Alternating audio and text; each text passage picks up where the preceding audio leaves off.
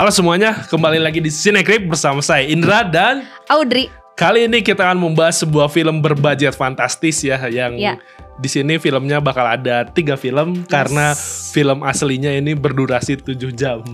Jadi ini bakal dibagi ke 3 volume. Terus dari film pertamanya sudah tayang 19 April yang lalu. Dan filmnya sudah bisa kalian saksikan di Netflix juga ya. Yang sekarang untuk film Buya Hamka yang volume 2 masih disutradarai oleh Fajar Bustami, penulis skripnya Alim Sudio dan Cassandra. Dan di sini castnya pun tentu masih Vino G. Bastian, Laudia Cynthia Bella, dan masih cast-cast yang lainnya juga. Hamka dan Raham volume 2 ini menceritakan tentang kelanjutan biopik Hamka volume 1 yang menceritakan tentang perjalanan Buya Hamka pasca kemerdekaan Indonesia, tepatnya di periode agresi militer Belanda 1 sampai beliau diangkat menjadi ketua MUI yang pertama. Konflik itu mulai memuncak saat beliau mulai berseberangan pandangan dengan Presiden Insinyur Soekarno. Ya, yang akhirnya menyebabkan dia harus mendekam di penjara. Betul. Oke, dari Hamka dan Raham volume 2 tentu yang paling menonjol adalah castnya yang bertabur bintang ya. Terus mungkin hal lain yang aku suka dari Hamka dan Raham volume 2 adalah kudos to makeup timnya yang mungkin kita bisa kelihatan banget. Buya Hamka sendiri dari waktu ke waktu terlihat semakin tua, yang tidak hanya direpresentasikan oleh rambutnya yang semakin putih tapi juga dari kerut-kerut wajah. Iya, dan di sini juga kayak ini botak-botak kepalanya. Bener. Kayak beneran makin mundur, makin tipis rambutnya tuh.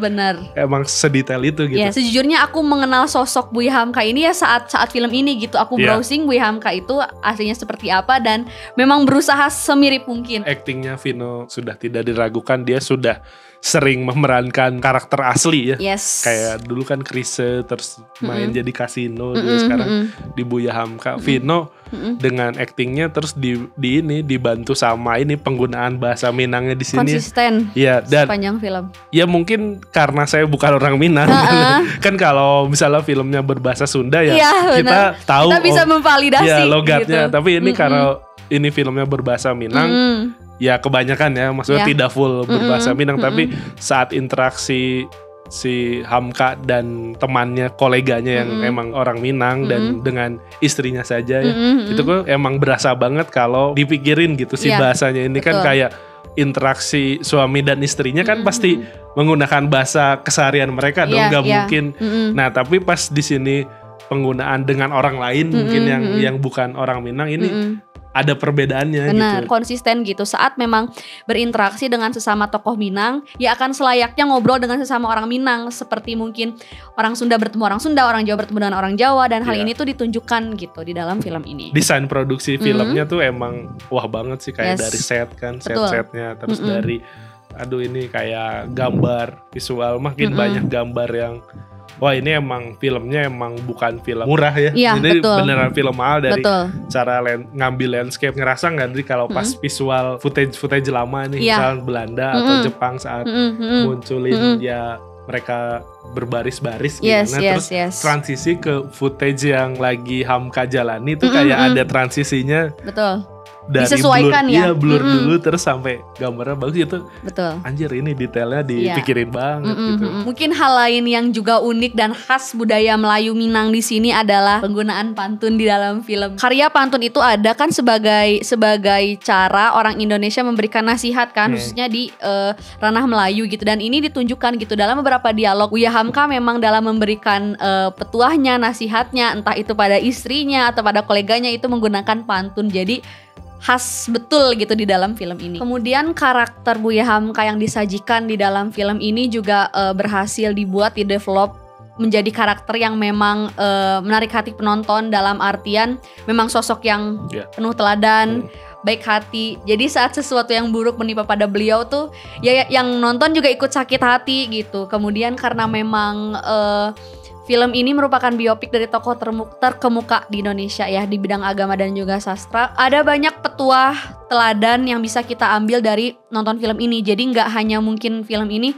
kita jadikan tontonan di kala senggang sama keluarga, misalkan di bioskop, hiburan, tapi juga ada banyak nilai dan teladan yang bisa dipetik gitu dari film ini. Terus di sini tuh enaknya si film ini tuh plotnya lebih enak buat diikutin. Ya, soalnya kan linear. emang langsung aja kan dari awal sampai akhirnya dia jadi ketua MUI kan. Kalau misalkan kita dibandingkan dengan film pertama tuh kadang kita lagi masa saat ini tiba-tiba ke Hamka Muda, tiba-tiba ke loncat-loncat gitu kan. Terbantu juga dengan adanya petunjuk kayak ini lagi tahun berapa.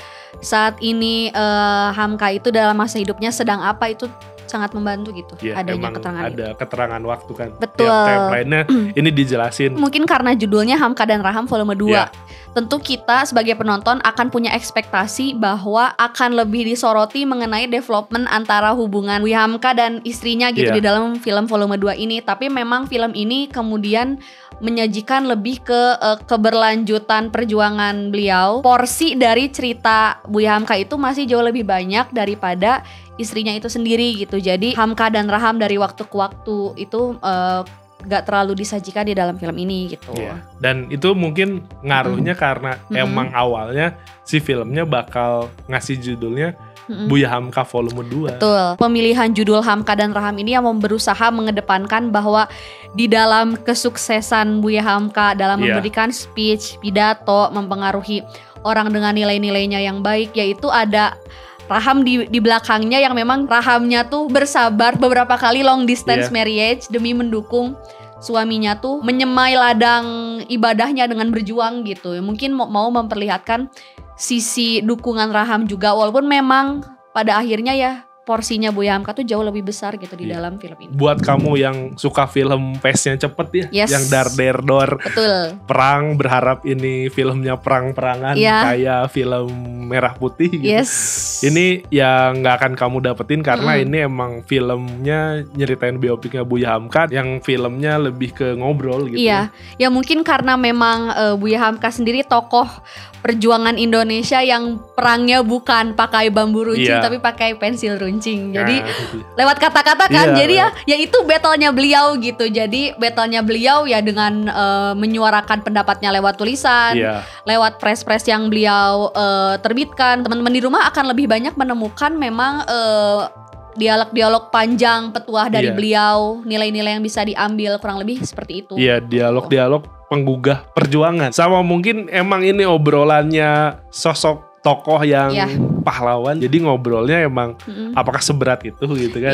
Kita kan berharap mendapatkan sosok Buya Hamkanya, bagaimana interaksi mereka kesehariannya. Kita tuh berharap dapat itu juga sih di film ini. Tapi mungkin karena emang seformal itu seberat itu gitu, dengan interaksi dengan istrinya juga emang beneran dapat, tapi emang dialognya dialog yang dialog penuh nilai, penuh petuah yang memang banyak yang bisa dipetik gitu. Jadi untuk hal-hal yang ringan-ringannya yang mungkin untuk penonton nafasnya itu masih gak terlalu banyak. Kalian akan menemukan bagian-bagian romantisnya kok saat Buya Hamka mengutarakan kalau inspirasi dari tokoh ceritanya itu adalah istrinya dan lain-lain. Hal yang berkaitan dengan itu tuh disampaikan dengan cara sastranya Buya Hamka sendiri gitu, nggak yang gombal-gombal cringe yang bisa kamu temukan di tempat lain di gitu, tapi gitu. Ini lebih berisi. Kalau kata bahasa Sunda sih ada pepatah, ada gorengku basah. Iya, dan ini beneran Buya Hamka tuh sastrawan yang terbukti dengan tingkah laku dan omongannya sendiri. Betul. Langsung aja mungkin kita ke skornya untuk Buya Hamka volume 2 ini. Kalau buat aku 7,5. Oke, dari aku 7 juga ya, karena emang filmnya dengan desain produksi yang seedan ini gitu, dengan semahal ini gitu. Dan sebenarnya kalau mungkin ini ditonton di Netflix tuh nggak akan berasa gitu. Jadi emang enaknya film-film mahal gini tuh emang disaksikan di bioskop. Terus kan dengan suara yang bagusnya. Maksudnya kan bioskop suaranya mendukung, gambarnya gede banget. Jadi itu kan kalau kalian nontonnya di layar kecil sayang sekali sih nggak akan dapet kemahalan dari si desain produksi film ini. Betul. Kalian juga tidak akan mendapatkan kecantikan Laudya Chintya Bella. Itu dari film pertama sampai sekarang benar-benar terpana dengan kecantikan dari saat beliau masih merepresentasikan usianya yang asli sampai akhirnya mungkin menjadi sepuh. Itu bener-bener nggak hilang cantiknya. Aduh, saya kalau diingetin Laudya Chintya Bella sebenarnya jangan lupa bekerja. Wah, itu, saya semangat itu. Waduh, ini kapan lagi saya menonton Laudya Chintya Bella di layar besar gini ya. Langsung saja datang ke bioskop-bioskop ya teman-teman. Dan mungkin sekian saja review dari kami berdua ya. Sampai jumpa di video-video berikutnya. Bye.